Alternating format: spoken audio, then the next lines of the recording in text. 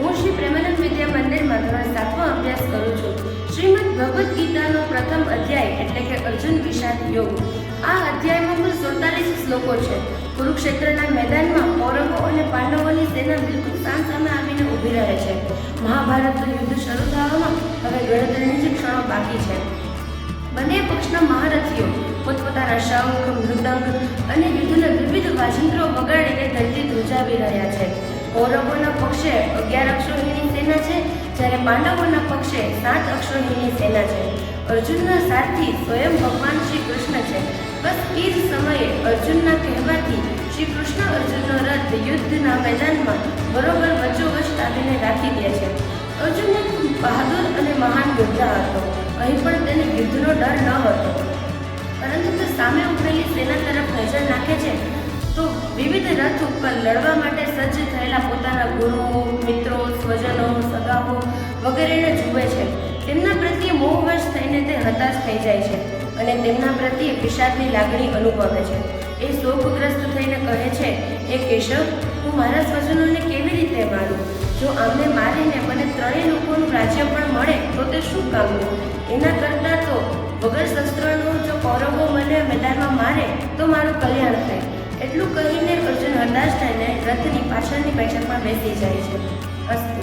મારું નામ અક્ષરયાની દિનેશભાઈ છે. હું શ્રી પ્રેમાનંદ વિદ્યા મંદિરમાં ધોરણ 5માં અભ્યાસ કરું છું. હું આજે ગીતા જયંતિ નિમિત્તે શ્રીમદ ભગવદ્ ગીતાનો બીજો અધ્યાય એટલે સાંખ્ય યોગ વિશે જણાવીશ.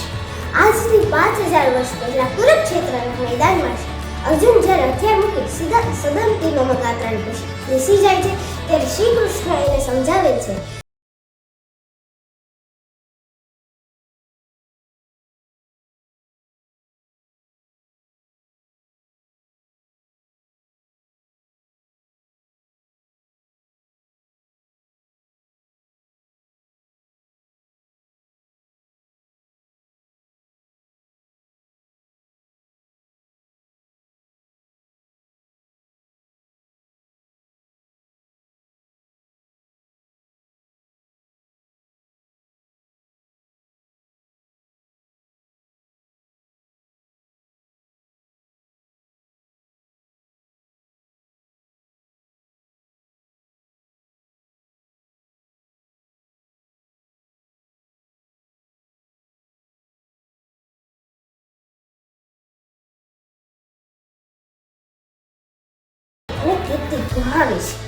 કીર્તિ ગુમાવીશ. તારો અધિકાર માત્ર કર્મ પર છે, ફળ ઉપર નથી. તેથી તું કર્મ પર ધ્યાન દે, ફળ ઉપર નહીં. કર્મ પર ધ્યાન દે, ફળ ઉપર નથી. કોઈ પણ મનુષ્ય જ્યારે પોતાની તમામ ઈચ્છાનો ત્યાગ કરીને પોતાના સ્વરૂપમાં સંતુષ્ટ રહે છે તેને સ્થિત પ્રજ્ઞ કહે છે. સ્થિત પ્રજ્ઞ હોય છે તો સુખ, દુઃખ, રાગ, દ્વેષથી પણ પર હોય છે. તે આ સંસારમાં રહીને પણ મોહવશ થતો નથી. તે શાંતિ પ્રાપ્ત કરે છે અને અંતે બ્રહ્મલીન થઈ જાય છે. હું મારું ધ્રુવી, હું શ્રી પ્રેમાનંદ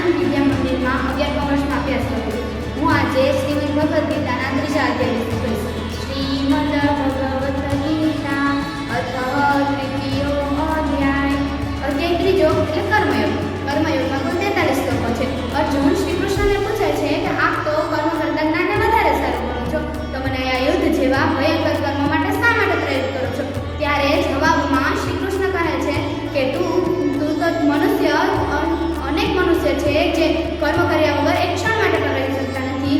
માટે તું પડદા ભાવ છોડીને મને અર્પણ કરવાની ભાવનાથી કર્મ કર. આ કર્મ તારે સ્વધર્મના પાલન માટે કરવાનું છે. શાસ્ત્રમાં દર્શાવેલા નિષ્કામ ભાવવાળા કર્મો જ યજ્ઞરૂપ છે. આમ જે તારી ફરજ છે તે કર્મો નિષ્કામ ભાવે કરવાથી તે યજ્ઞ બની જાય છે. આમ શ્રી કૃષ્ણએ કર્મયોગમાં સૌથી મહત્વની બાબત જણાવતા કહ્યું છે કે અનાસક્ત ભાવે કર્મ કર. આ કર્મમાં શ્રી કૃષ્ણએ જનક રાજાનું ઉત્તમ ઉદાહરણ આપ્યું છે કે જેઓ અનાસક્ત ભાવે કર્મ કરીને પરમ સિદ્ધિને પામ્યા હતા. હું દુધરેજિયા પલક ધોરણ 8 માં શ્રી પ્રેમાનંદ વિદ્યા મંદિરમાં અભ્યાસ કરું છું. આજે હું તમને શ્રીમદ ભગવદ્ ગીતાના 4થા અધ્યાય વિશે થોડું કહી સંભળાવીશ. શ્રીમદ ભગવદ્ ગીતાનો અધ્યાય 4 એટલે જ્ઞાન કર્મ સંન્યાસ યોગ. આ અધ્યાયમાં કુલ 42 શ્લોક છે. શ્રી કૃષ્ણ અર્જુનને કહે છે કે મારા અને તારા ઘણા જન્મ થઈ ચૂક્યા છે, જેના વિશે હું બધું જ જાણું છું, પણ તું કંઈ નથી જાણતો. જો કે હું જન્મ રહિત છું, તેથી મારો જન્મ પ્રકૃતિના આધીન નથી. હું મારી માયાથી પ્રગટ થાઉં છું. હે ભારત, સત્પુરુષોના રક્ષણ માટે, દુષ્ટોના વિનાશ માટે અને ધર્મની સ્થાપના માટે હું યુગે યુગે પ્રગટ થાઉં છું. મારો જન્મ અને કર્મ દિવ્ય છે. જે વ્યક્તિ મને જે સ્વરૂપે ભજે છે તેને હું તે સ્વરૂપે મળું છું. અહીં શ્રી કૃષ્ણ જ્ઞાન પર ભાર મૂકીને કહે છે કે જ્ઞાન જેવું પવિત્ર કરનારું નિસંદેહ બીજું કંઈ જ નથી. હે પાંડુપુત્ર, જ્ઞાનને મેળવીને મોહના બંધનમાંથી મુક્ત થઈ જશે. એટલું જ નહીં, તું બધા પ્રાણીઓમાં, તારા પોતાનામાં કે પછી મારામાં કંઈ જ ભેદ નહીં જોવે. જ્ઞાનને કર્મયોગના આચરણ દ્વારા માણસ પરમ શાંતિને પામે છે. અહીં શ્રી કૃષ્ણ અર્જુનને સમજાવતા કહે છે કે અજ્ઞાનથી ઉત્પન્ન થયેલા સંશયનને જ્ઞાનરૂપી તલવાર વડે છેદીને કર્મયોગનો આશ્રય લઈને યુદ્ધ માટે ઊભો થઈ જા. અસર. હું કચ્છ ધ્રુવ. હું શ્રી પ્રેમાનંદ વિદ્યા મંદિરમાં ધોરણ 8B માં અભ્યાસ કરું છું. આજે ગીતા જયંતિ નિમિત્તે હું તમને શ્રીમદ ભગવદ્ ગીતાના અધ્યાય 5 વિશે થોડી માહિતી આપીશ. શ્રીમદ ભગવદ્ ગીતા અધ્યાય 5 એટલે કર્મ સંન્યાસ યોગ. આ અધ્યાયમાં કુલ 29 શ્લોક છે. અર્જુન શ્રી કૃષ્ણને પૂછે છે કે પ્રભુ, મારા માટે કર્મયોગ કે પછી કર્મ સંન્યાસ બંનેમાં શું કલ્યાણકારી છે? તો શ્રી કૃષ્ણ જવાબ આપે છે કે વત્સ, તારા માટે કર્મયોગ અને કર્મ સંન્યાસ બંને કલ્યાણકારી છે, પરંતુ કર્મયોગ સરળ છે. અને આ અધ્યાય વિના કર્મનો ત્યાગ કરવો ખૂબ જ અઘરો છે. અને શ્રી કૃષ્ણ એ પણ સમજાવે છે કે અર્જુન, જે વ્યક્તિ કોઈને દ્વેષ કરતો નથી, કોઈ પણ વસ્તુની ઈચ્છા રાખતો નથી, તે પોતે નિત્ય સંન્યાસી છે. અને કર્મનો ત્યાગ કરવા કરતાં કર્મયોગ શ્રેષ્ઠ છે. જે વ્યક્તિ પોતાની બુદ્ધિ દ્વારા મન દ્વારા સેન્દ્રિયોને સંયમમાં રાખે છે તે આનંદ છે, પરંતુ આટલું જ્ઞાન પૂરતું નથી. આના માટે આપણે સારા કર્મ પણ કરવા જોઈએ. અને જે વ્યક્તિ સારા કર્મ કરીને પોતાના મનને સુખ, શાંતિ અને જ્ઞાનનો અનુભવ કરાવે છે તે પરમાત્માને પામી શકે છે. અસ્તુ. મારું નામ છે ડૉક્ટર વિધિ વિનોદ. હું શ્રી પ્રેમાનંદ વિદ્યા મંદિરમાં ધોરણ 4માં અભ્યાસ કરું છું. આજે ગીતા જયંતિ નિમિત્તે શ્રી ભગવદ્ ગીતાનો અધ્યાય 6 એટલે કે આત્મસંયમ યોગ વિશે હું થોડું જણાવીશ. અધ્યાય 6 એટલે કે આત્મસંયમ યોગ. આ અધ્યાયમાં કુલ 47 શ્લોક છે. અહીં શ્રી કૃષ્ણ દ્વારા યોગની વ્યાખ્યા બરોબર સમજાવવામાં આવી છે. જે માણસ ફળની આશા રાખ્યા વગર પોતાનું કર્તવ્ય કર્મો કરે છે તે જ સાચો સંન્યાસી તેમજ યોગી છે. જે અહીં મનને વશમાં રાખવા ઉત્તમ ધર્મ ગણવામાં આવ્યો છે. જે આત્માએ મન અને પોતાનું મન અને ઇન્દ્રિયોને વશમાં કરી લીધા હોય તે પોતાનો મિત્ર છે. અને જે પોતાના મન અને ઇન્દ્રિયોના વશમાં છે એટલે કે જેણે જાતને જીતી નથી, તે પોતાના પ્રત્યે શત્રુની જેમ વર્તે છે. જે મનુષ્ય બીજાના કલ્યાણ માટે નિષ્કામ ભાવે શુભ કર્મો કરે છે તેની કદી દુર્ગતિ થતી નથી. અને પોતાના મન અને ઇન્દ્રિયોને વશમાં રાખવા, પોતાનું સમગ્ર ધ્યાન પરમાત્મામાં સ્થિર કરે છે તે પરમ યોગી છે. જે દરેક જગ્યાએ મને જુએ છે એનાથી હું ક્યારેય અલગ થતો નથી. ના, તો તે મારાથી દૂર થાય છે. અધ્યાયના છેલ્લા શ્લોકમાં શ્રી કૃષ્ણ કહે છે, તમામ યોગીઓમાં જે મારામાં મન પુરોવીને મને શ્રદ્ધાપૂર્વક ભજે છે તેને હું સર્વશ્રેષ્ઠ માનું છું. Thank you.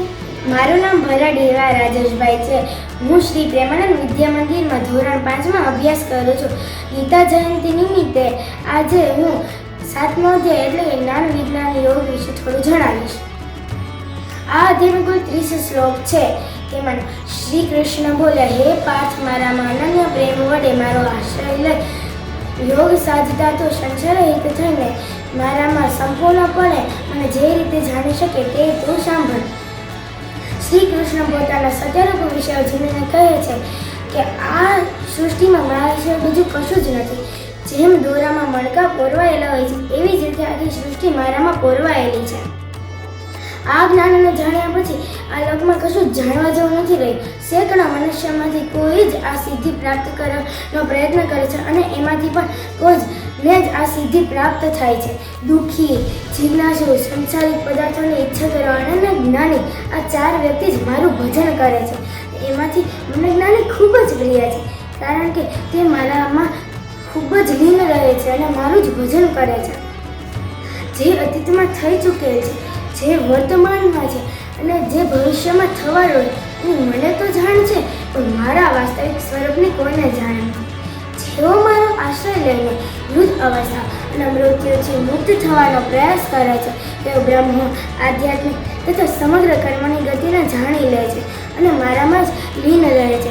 મારામાં પોરવાયેલા મનવાળા અંધકારો પણ મને જાણી શકે છે અને મારામાં જ લીન રહે છે. જય શ્રી કૃષ્ણ. નમસ્તે, મારું નામ છે કાચાની રીતુ. શ્રી પ્રેમાનંદ વિદ્યા મંદિરમાં ધોરણ 12 કોમર્સમાં અભ્યાસ કરું છું. આજે હું તમને શ્રીમદ ભગવદ્ ગીતાના 8મા અધ્યાય વિશે થોડું જણાવીશ. 8મો અધ્યાય એટલે કે અક્ષરબ્રહ્મ યોગ. આ અક્ષરબ્રહ્મ યોગમાં કુલ 28 શ્લોકો છે, જેમાં અર્જુન શ્રી કૃષ્ણ ભગવાનને પૂછે છે કે કર્મ અધિભૂત, બ્રહ્મ અધ્યાત્મ અને અધિદેવ શું છે. તેના જવાબમાં શ્રી કૃષ્ણ ભગવાન જણાવતા કહે છે, ન ક્ષરતી ઇતિ અક્ષરમ અને અશ્નતે, અર્થાત કે વ્યાપ્ત થયે ઇતિ અક્ષરમ, અર્થાત કે જેનો નાશ નથી થતો તે અક્ષર, અને જે અવિનાશી છે, જે વ્યાપક છે તે અક્ષર. શ્રી કૃષ્ણ ભગવાન શ્રીમદ ભગવદ્ ગીતાના 8મા અધ્યાયના 21મા શ્લોકમાં જણાવતા કહે છે, અવ્યક્તોક્ષર ઇત્યુક્તસ્ તમામ પરમાં ગતિ યં પ્રાપ્ય નિવર્તતે તદ્ધામ પરમં મમ. જગતમાં 2 પ્રકારના માર્ગો છે. એક માર્ગને પામીને મનુષ્ય ક્યારેય પણ પૃથ્વીલોકમાં પાછો ફરતો નથી, અને બીજો માર્ગ જે માર્ગને પામીને મનુષ્ય ફરી પૃથ્વીલોકમાં જન્મ લે છે. અને આવા માર્ગને પામીને શ્રી કૃષ્ણ ભગવાન 8મા અધ્યાયના અંતિમ શ્લોકમાં જણાવતા કહે છે કે યોગી આ જાણીને વેદો, યજ્ઞો, તપ અને દાનમાં જે પુણ્યફળ શાસ્ત્રોએ કહ્યું છે એવું સર્વે પુણ્યને ઓળંગી જાય છે અને શાશ્વત અને માયાથી પર એવા એ પરમ પદને પામે છે. હું ખોડાગઢ ટીપલ. હું શ્રી પ્રેમાનંદ વિદ્યા મંદિરમાં ધોરણ 9માં અભ્યાસ કરું છું. આજે હું તમને ભગવદ્ ગીતાનો 9મો અધ્યાય કહી સમજાવીશ. 9મો અધ્યાય એટલે રાજવિદ્યા અને રાજગુપ્તયોગ. આ અધ્યાયમાં કુલ 34 શ્લોકો છે. અહીં શ્રી કૃષ્ણ ભગવાન અર્જુનને કહે છે કે અર્જુન, તારામાં બીજાના દોષો જાણવાની વૃત્તિ નથી, એટલે હું તને અતિશય ગુપ્ત જ્ઞાન લેવા આપું છું, તેથી તું અકલ્યાણમાંથી મુક્ત થઈશ. છેવટે તું મને જ પામે. શ્રી કૃષ્ણ શરૂઆતમાં જ્ઞાનની વાતો કરે છે, ત્યાર પછી જગતની ઉત્પત્તિ વિશે વાતો કરે છે અને કહે છે કે હું અવ્યક્ત સ્વરૂપ છું, બધાય મારાથી જ વ્યાપ્ત છે. જેઓ અનન્ય ભાવે મારું જ ચિંતન કરે છે, મને જ ભજે છે, તેના દુઃખ દર્દ હું હરી લઉં છું. પવિત્ર ઓમકાર, ઋગ્વેદ, સામવેદ, યજુર્વેદ આ બધું હું જ છું. હું જ વરસાદ તરીકે વરસું છું, હું જ સૂર્ય રૂપે તપું છું. તું જે કંઈ પણ કર્મ કરે છે તે બધું જો તું મને અર્પણ કરીશ તો છેવટે તું શુભ અશુભના પડકરમાંથી મુક્ત થઈ અને છેવટે તું મને જ પામીશ. આમ આ 9મા અધ્યાયમાં આપણને નિષ્કામ ભક્તિનો મહિમા પણ જોવા મળે છે. જય શ્રી કૃષ્ણ મિત્રો, મારું નામ બાબરિયા હીર છે ને હું શ્રી પ્રેમાનંદ સ્કૂલના 5મા ધોરણમાં અભ્યાસ કરું છું. હું આજે તમને શ્રીમદ ભગવદ્ ગીતાના 10મા અધ્યાયના વિશે થોડુંક જણાવીશ. શ્રીમદ ભગવદ્ ગીતાનો 10મો અધ્યાય એટલે વિભૂતિ યોગ. આ અધ્યાયમાં કુલ 42 શ્લોક છે. આ અધ્યાયમાં શ્રી કૃષ્ણ એમની દિવ્ય વિભૂતિઓ વિશે હજુ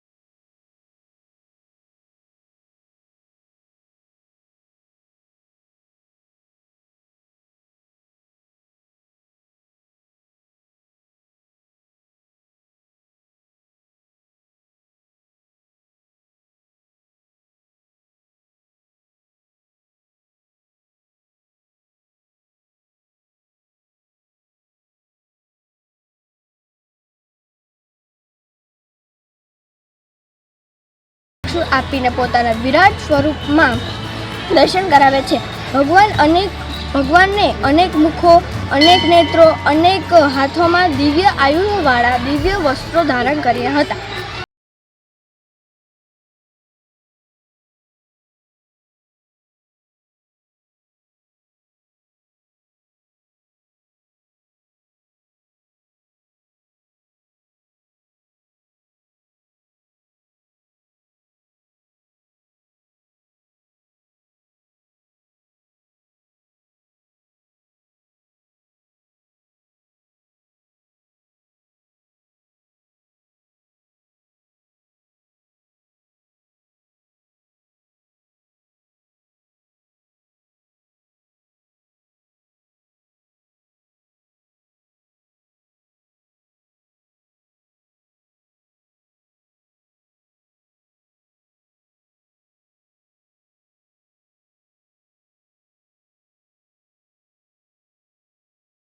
મારું જે સ્વરૂપ જોયું એના દર્શન દેવોને પણ દુર્લભ છે. મારા આ બધા દર્શન અને મારામાં વાસ્તવિક પ્રવેશ અન્ય ભક્તિથી જ શક્ય છે.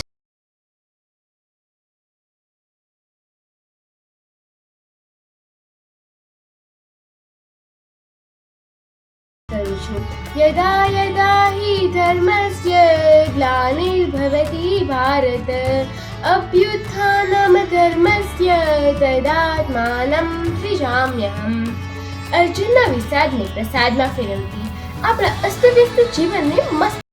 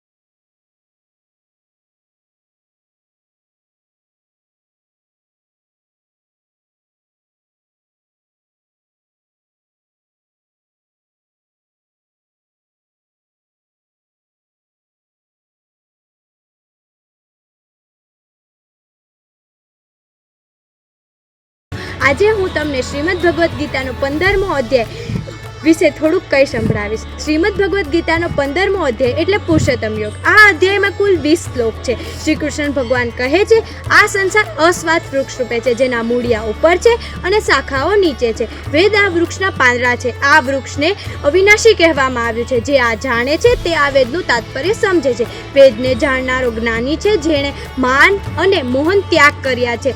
અશક્તિને જેઓ દોષ માને છે, જે સુખ દુઃખ રૂપી દ્વંદ્વોથી મુક્ત છે, તે જ્ઞાની અવિનાશી પરમ પદને પ્રાપ્ત કરે છે. સૂર્યમાં રહેલું તેજ આખા જગતને પ્રકાશ આપે છે, તથા એ જ તેજ ચંદ્રમાં તથા અગ્નિમાં રહેલું છે. તે મારું જ છે એમ જાણ. અહીં 3 શબ્દનો અર્થ સમજાવવો જરૂરી છે. જેમ કે શર એટલે કે નાશવંત, અશર એટલે કે અવિનાશી, જેનો કદી નાશ નથી થતો, તે પુરુષોત્તમ એટલે ઉત્તમ પુરુષ. શ્રી કૃષ્ણ ભગવાન કહે છે હું શરથી પણ છું અને અશરથી પણ છું, ઉત્તમ જ છું. તેથી જ વેદ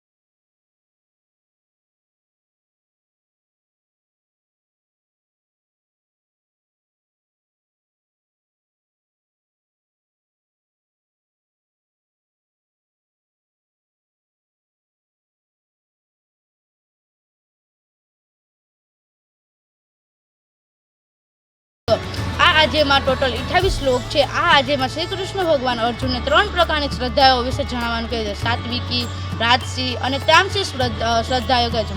મનુષ્યમાં જેવી શ્રદ્ધા હોય છે તેવો તે થાય છે. આ આજેમાં સાત્વિક આહાર, રાજનિક આહાર તથા તામસી આહાર વિશે પણ સમજાવવામાં આવ્યું છે. એવી જ રીતે દાનમાં 3 પ્રકાર સાત્વિક, રાજસી અને તામસી દાન વિશે પણ સમજાવવામાં આવ્યું છે. અહીં કલ્યાણકારીઓ કર્મો માટે સત શબ્દોનો ઉપયોગ કરવામાં આવ્યો છે. આજેમાં અંતરમાં 28મા શ્લોકમાં શ્રી કૃષ્ણ કહે છે કે હે પાર્થ, છે યજ્ઞ, દાન, તપ કે અન્ય પણ કર્મ શ્રદ્ધા વગર થાય છે તે અસર કહેવામાં આવે છે, જે આ લોકને કે પરમલોકને કામ આવતું નથી. જય શ્રી કૃષ્ણ. મારું નામ સાબરીન મંડલ છે. હું શ્રી પ્રેમાનંદ સ્કૂલમાં ઇંગ્લિશ મીડિયમમાં 7મા ધોરણમાં અભ્યાસ કરું છું. આજે હું તમને લોકોને 18મા અધ્યાય વિશે થોડું જણાવીશ. શ્રીમદ ભગવદ્ ગીતાનો 18મો અધ્યાય એટલે મોક્ષ સંન્યાસ યોગ. આ અધ્યાય શ્રીમદ ભગવદ્ ગીતાનો સૌથી લાંબો અધ્યાય છે, જેમાં 78 શ્લોક છે. પ્રથમ અધ્યાય એટલે અર્જુન વિષાદ યોગથી શરૂ થયેલ ગીતાજીનું અહીં સમાપન છે. આ અધ્યાયમાં શ્રી કૃષ્ણ દ્વારા ત્યાગ અને મોક્ષ વિશેની સમજ આપવામાં આવી છે. જેમ જેમ એક